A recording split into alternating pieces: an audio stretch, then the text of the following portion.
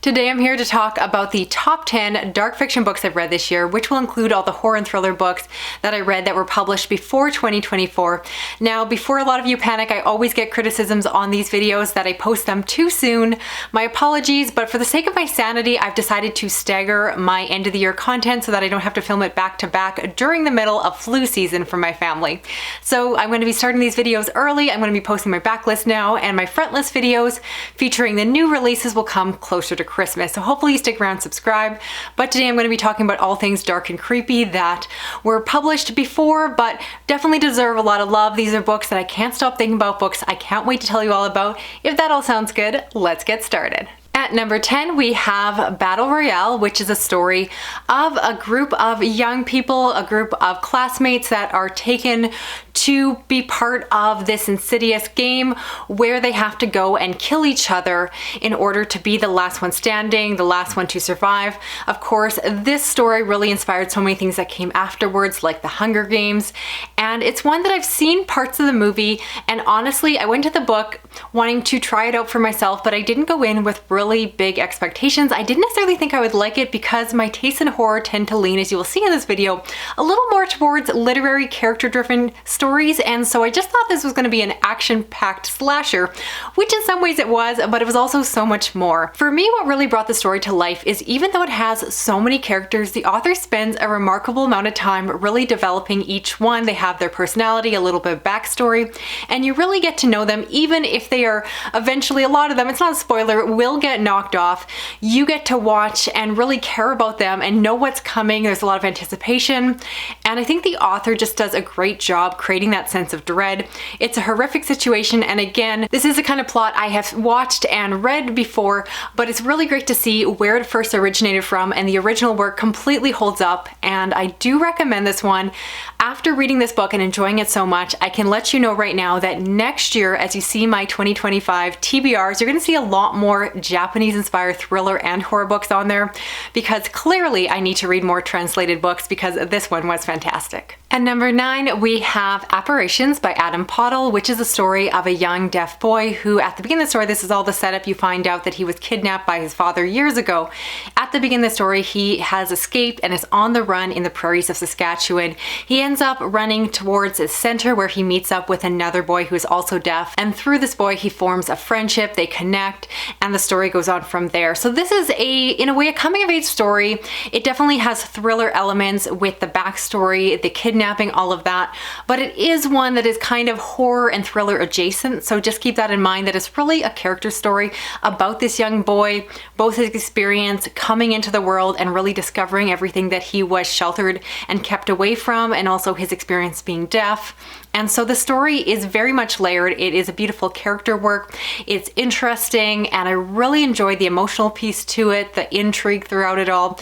It's very well done. I think that the prose, while simple, really served the story well. It really engrossed me. I was pulled into the story and read it very quickly because it was such an immersive read. So if you're looking for something, again, a little bit off the beaten path, one I don't hear enough people talking about. So if you share my love for kidnapping stories and the aftermath that follows there, this, in my opinion, is one of the best I've read. Highly recommend. It still haunts me today, and I think a lot of you will love it too. Then at number 8, we have Cat's Eye by Margaret Atwood. Yes, I couldn't get through this video without mentioning one of my favorite Canadian authors. And so this is a coming-of-age literary dark novel that follows a young girl who is reminiscing about her own childhood, where she remembers this very difficult friendship or relationship or interactions that she had with these other young girls. And so it's a story that plays into the mean girl tropes, but I feel like it was doing it before it was popularized. And specifically, something that was actually pointed out to me in the comments of a previous video is the fact that it specifically does this about young girls. So not teenagers, but actually those that are in their childhood years specifically, or younger childhood years. And so I think that it makes the story very unique. I think that it's a story that, again, plays into the role of dark, toxic female friendships, which is a genre that has become very popular, but also something that I love. And it really takes it into a smart, interesting direction that I personally really enjoyed. Now, if you're someone who normally is drawn to more genre fiction like thrillers and horrors, just be aware that this one certainly leans more on the literary side. It's much more character focused. It's really focused on the prose, and those are very much forefront of the story rather than the plot. And so I certainly recommend this one. I don't think it's the best place to start with this author, and just know that if you're going into it, know what to expect, because it's not going to follow the usual plot twists and fast narrative pacing that is popular today, but it's definitely a story that left an impression on me. I think that if you are a fan of Atwood and haven't read this one, it's definitely one to add to that list. Then at number 7, we have Moon Lake by Joe Lansdale, and this is a story of a young man who, as a child, he had this horrific thing happen to his family. There was a tragic incident that occurred, and now he's returning back to his hometown as an adult, reminiscing about what happened and trying to make sense of it all. Now, this is one that I believe the synopsis actually gives away more of what that incident is, but I don't think it's necessary in order to pitch this book to you. Instead, I'll say that if you love coming-of-age stories that are highly emotional with a lot of character growth, really dealing with the kind of coming-of-age story that focuses around a character losing their innocence. Personally, I just really enjoy these stories that deal with a character being ripped out of their adolescence and really getting to see what they have to do in order to move forward in their lives. And so this one is very beautiful in nature. I found myself very emotionally pulled by it. It made me very sad and had a lot of big feelings as I was going through it, which isn't something I always can say about books. I tend to be a very emotionless reader. So when a book actually gets me to feel something, I really take that as a credit to the author. I will say that there is a mystery-ish element to this story about what happened all those years ago. And if you're someone who, like me, has read a lot of thrillers and mysteries before, you can probably guess the twist. So I would encourage you to not even think of it as a twist. There's an ending to this book, but it's one to experience for, again, the character growth, not for a particular ending or surprise, because I don't think the book really offers anything that you couldn't guess with a little back knowledge of the genre. But if you're looking for a very well done character arc, an emotional ride, a great coming of age story that will sit with you, and if you're like me, it will haunt you for the rest of the year, highly recommend this one. Then at number 6, we have Flowers in the Attic by V.C. Andrews, and this is a story that follows a group of children that are living within the attic of their family home. There has been a tragic accident, and through circumstances, they have moved into the attic, and the story starts from there.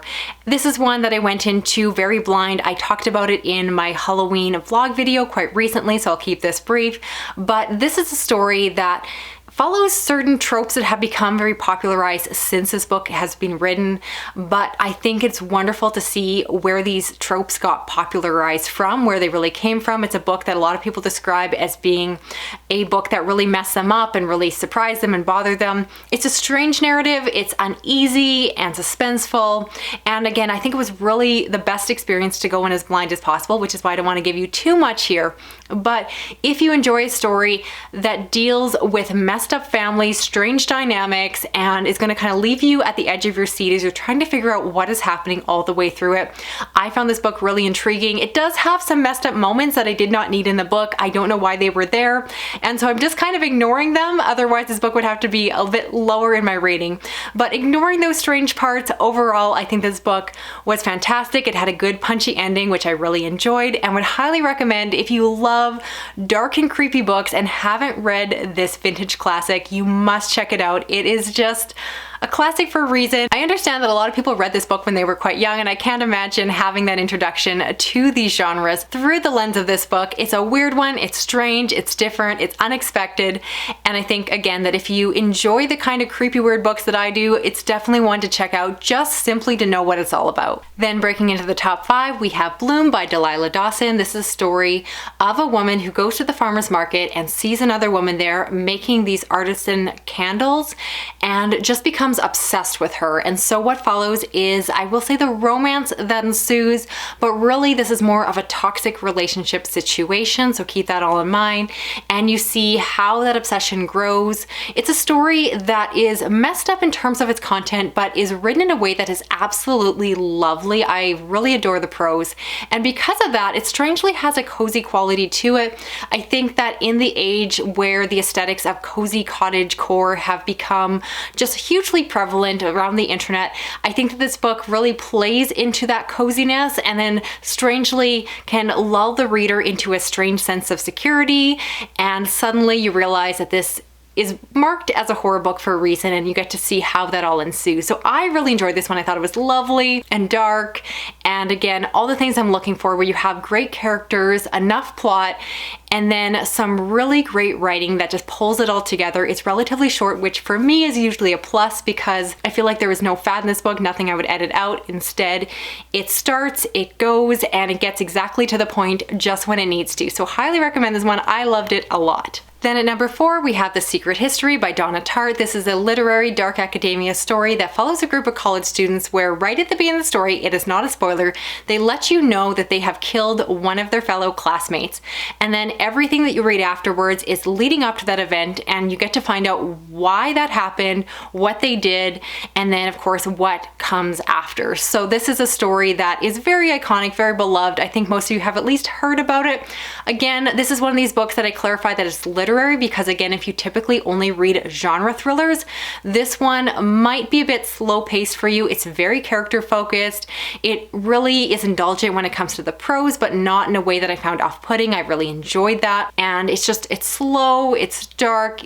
You spend time with the characters, who are all, I should mention, very privileged and unlikable in their nature, but very purposely done. So as long as you're someone like me who enjoys an unlikable character, if it's intentional, I had a great time with this one. It's one that I've heard other people often reread as a yearly comfort read, and I can very much see myself doing that as well.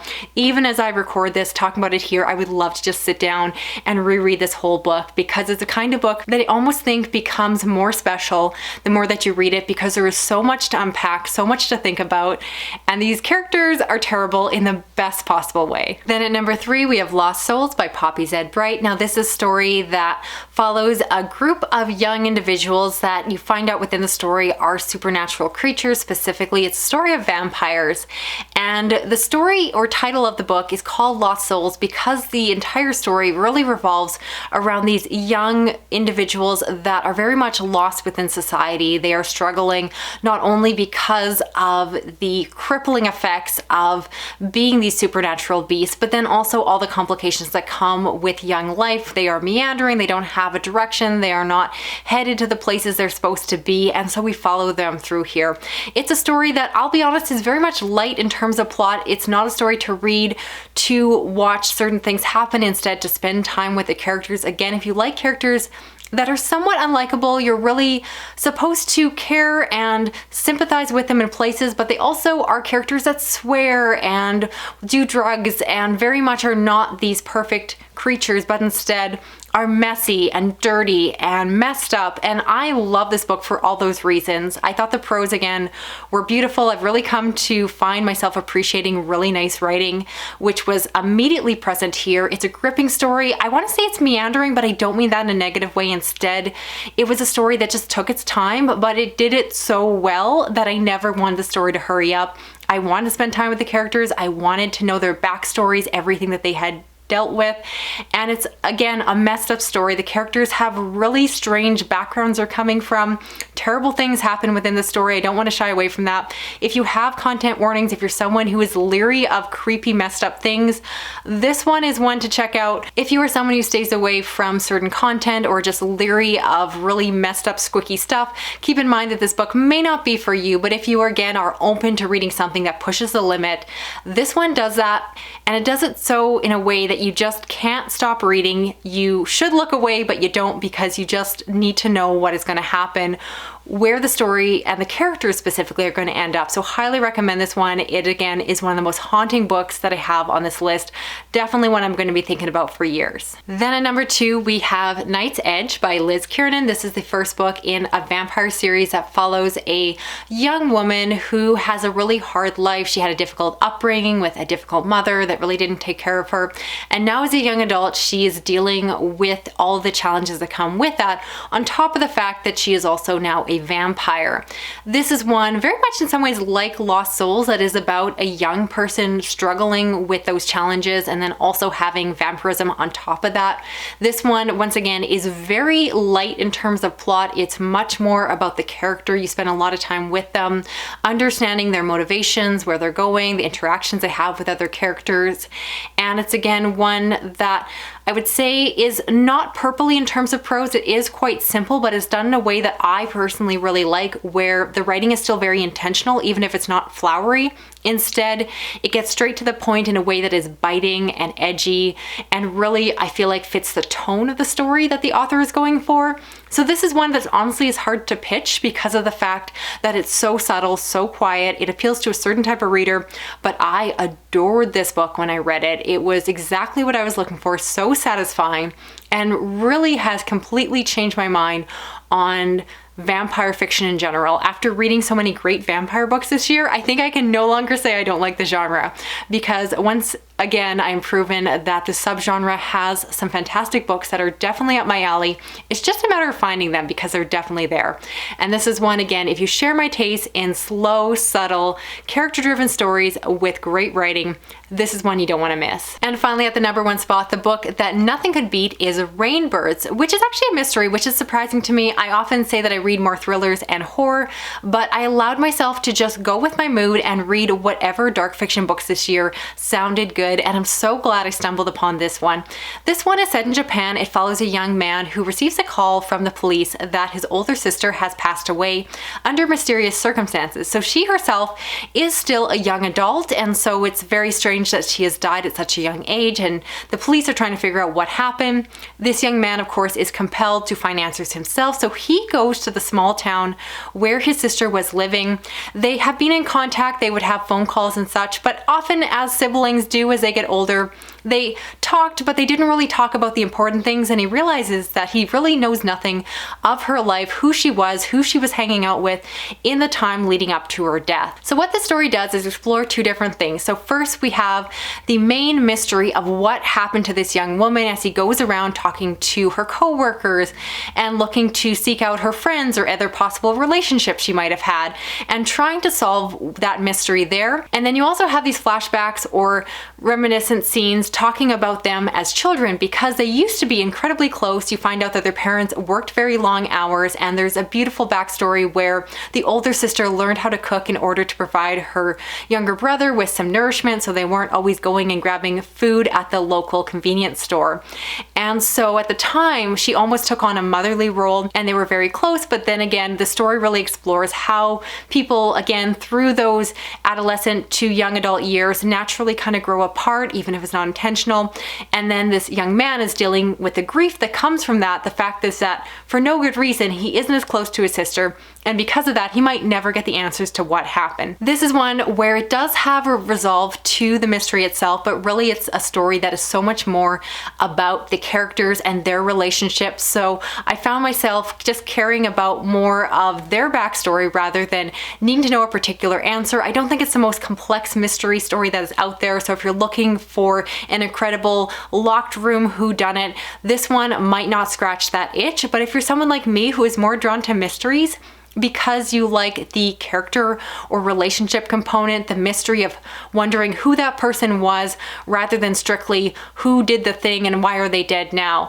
And instead, this one is more of a complex, again, character study and giving you more of a look into their lives, a look into their history, and really giving a story that is just chilling, and I want to say haunting. Even if it's not horror, it just left me very unsettled. It was incredibly atmospheric. It's a story that I think really captures life in Japan as I would imagine it to be. It felt very descriptive and really painted a scene of that small town life, and it just made me want to go there more. So highly recommend this one. Again, it's a book I read earlier this year, and every single book I read afterwards in dark fiction, I compared to this one, and I thought, is this book better than Rainbirds? And the answer was always no. As much as I loved every book I recommended today in this video, there is nothing that tops it for me. This is a stunning read, the kind that will stick with me for a very long time, and highly recommend it if you, again, share my taste in those more subtle, quieter mystery stories that are all about a really good character portrait.